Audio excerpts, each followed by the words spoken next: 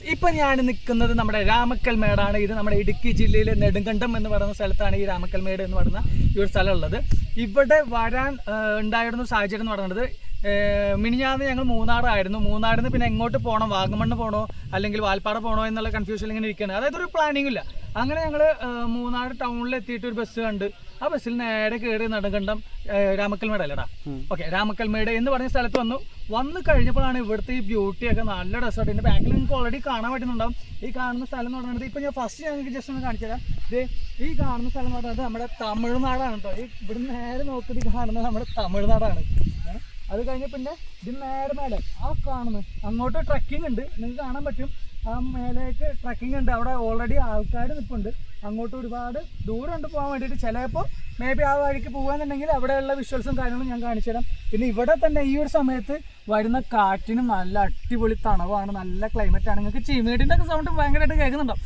എനിക്ക് തന്നെ ഭയങ്കരമായിട്ട് കേൾക്കുന്നുണ്ട്. പിന്നെ ഇവിടെ നൈറ്റ് ആണെങ്കിൽ നമുക്ക് പേടിക്കേണ്ട ആവശ്യമൊന്നുമില്ല കേട്ടോ. വലിയ മൃഗങ്ങളോ കാര്യങ്ങളൊന്നുമില്ല. പിന്നെ വല്ല കാട്ടുപോത്ത് വന്ന് അത്രയാണ് ഇവിടെയുള്ള ആൾക്കാർ പറയുന്നുള്ളൂ. വേറെ ഇഷ്യൂസ് ഒന്നുമില്ല. പിന്നെ കാണാൻ ഭംഗി ഒരു രക്ഷയില്ല. ഇനിയിപ്പോൾ ചിലപ്പോൾ കുറച്ചുകൂടി കഴിഞ്ഞ് കഴിഞ്ഞാൽ മേ ബി ഇവിടെ ഒക്കെ നിറച്ചും ഈ കോട വന്ന് നിൽക്കും.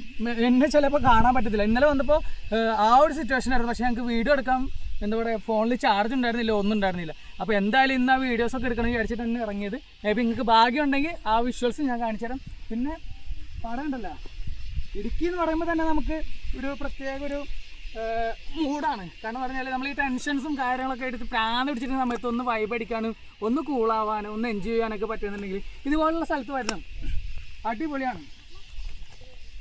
ഇതിൻ്റെ മേലൊക്കെ കയറി നിന്ന് കഴിഞ്ഞാൽ ശരിക്കും നല്ല സൂപ്പർ ക്ലൈമറ്റ് ആയിട്ട് കാണാം. അതൊക്കെ കണ്ടോ, നല്ല കാറ്റാണ്. ഇതൊന്നും അല്ലാട്ടോ കാറ്റ്, കുറച്ചുകൂടി കഴിഞ്ഞാൽ ഉഷാറാണ്.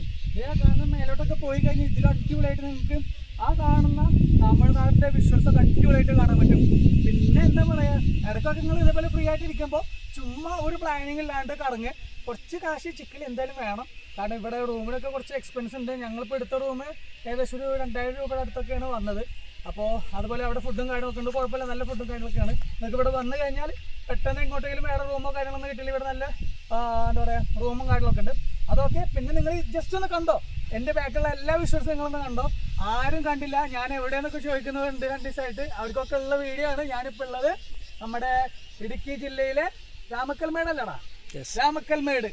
ഇടയ്ക്ക് ഫ്രീ ആയിട്ട് ഇരിക്കുന്ന സമയത്ത് ചുമ്മാ ഇറങ്ങിക്കോ, ഒന്നും നോക്കണ്ട. പെട്രോൾ അടിക്കാനുള്ള കാശും ഫുഡിനുള്ള കാശും റൂമിലുള്ള കാശും ഒക്കെ അഡ്ജസ്റ്റ് ചെയ്തിട്ട് നേരെ പോരെ, നല്ല വൈബാണ്. പിന്നെ ഇവിടെ തൊട്ടപ്പുറത്ത് ഒരു സ്റ്റാച്ചു ഉണ്ട് കേട്ടോ. ആ സ്റ്റാച്ചുവിൻ്റെ അവിടേക്ക് ഞങ്ങൾ പോയിട്ടില്ല. ആ സ്റ്റാച്ചു നമ്മുടെ കുറവനും കൊടത്തിയുടെ സ്റ്റാച്ചു ആണ്. അത് അങ്ങോട്ട് പോകുന്നുണ്ടെങ്കിൽ ഷുവറായിട്ട് ഞാനത് കാണിച്ചു തരാം. ഇല്ലെങ്കിൽ നെക്സ്റ്റ് ടൈം ഞാൻ ആ വീഡിയോ എടുക്കാം. ഇപ്പോൾ ജസ്റ്റ് നിങ്ങൾ ഇതൊക്കെ ഒന്ന് കണ്ട് ആസ്വദിക്കുക, ഇടയ്ക്കൊക്കെ ഒന്ന് ഇറങ്ങുക. അപ്പോൾ നമുക്ക് അടുത്ത വീഡിയോയിൽ കാണാം. Okay, by.